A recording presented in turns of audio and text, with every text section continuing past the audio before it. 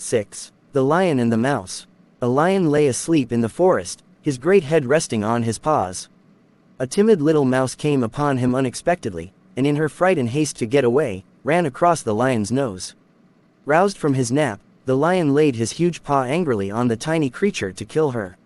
"Spare me," begged the poor mouse. "Please let me go and someday I will surely repay you." The lion was much amused to think that a mouse could ever help him. But he was generous and finally let the mouse go. Some days later, while stalking his prey in the forest, the lion was caught in the toils of a hunter's net. Unable to free himself, he filled the forest with his angry roaring. The mouse knew the voice and quickly found the lion struggling in the net. Running to one of the great ropes that bound him, she gnawed until it parted, and soon the lion was free. "You laughed when I said I would repay you," said the mouse. "Now you see that even a mouse can help a lion." Moral: a kindness is never wasted. 7. The Gnat and the Bull. A gnat flew over the meadow with much buzzing for so small a creature and settled on the tip of one of the horns of a bull. After he had rested a short time, he made ready to fly away. But before he left he begged the bull's pardon for having used his horn for a resting place. "You must be very glad to have me go now," he said. "It's all the same to me," replied the bull. "I did not even know you were there." Moral: we are often of greater importance in our own eyes than in the eyes of our neighbor. The smaller the mind, the greater the conceit. 8. The Plane Tree. Two travelers, walking in the noonday sun, sought the shade of a wide-spreading tree to rest. As they lay looking up among the pleasant leaves, they saw that it was a plane tree. "How useless is the plane," said one of them. "It bears no fruit whatever, and only serves to litter the ground with leaves." "Ungrateful creatures," said a voice from the plane tree. "You lie here in my cooling shade, and yet you say I am useless. Thus ungratefully, O Jupiter, do men receive their blessings." Moral: our best blessings are often the least appreciated. 9. The Owl and the Grasshopper. The owl always takes her sleep during the day.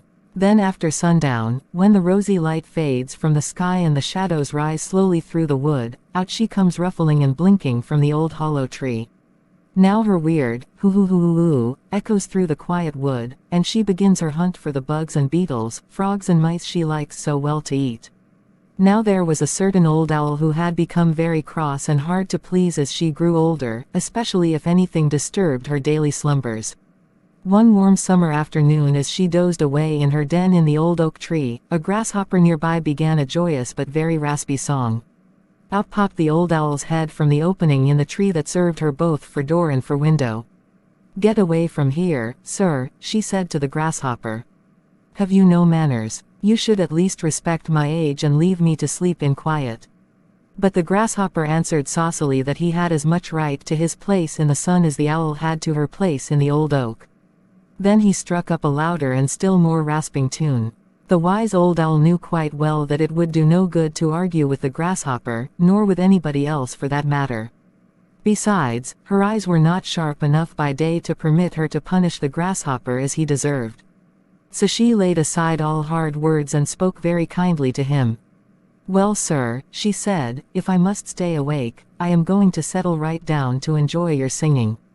Now that I think of it, I have a wonderful wine here, sent me from Olympus, of which I am told Apollo drinks before he sings to the high gods. Please come up and taste this delicious drink with me. I know it will make you sing like Apollo himself." The foolish grasshopper was taken in by the owl's flattering words.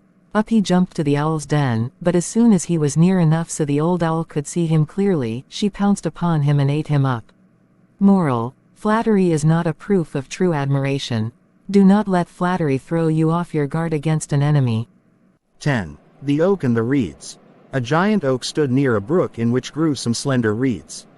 When the wind blew, the great oak stood proudly upright with its 100 arms uplifted to the sky. But the reeds bowed low in the wind and sang a sad and mournful song. "You have reason to complain," said the oak. "The slightest breeze that ruffles the surface of the water makes you bow your heads, while I, the mighty oak, stand upright and firm before the howling tempest." "Do not worry about us," replied the reeds. "The winds do not harm us. We bow before them and so we do not break. You, in all your pride and strength, have so far resisted their blows. But the end is coming." As the reeds spoke, a great hurricane rushed out of the north. The oak stood proudly and fought against the storm, while the yielding reeds bowed low. The wind redoubled in fury, and all at once the great tree fell, torn up by the roots, and lay among the pitying reeds. Moral: better to yield when it is folly to resist, than to resist stubbornly and be destroyed. Thank you for watching my video. Please subscribe, like and share to channel Dan Sreyoun in order to get more videos.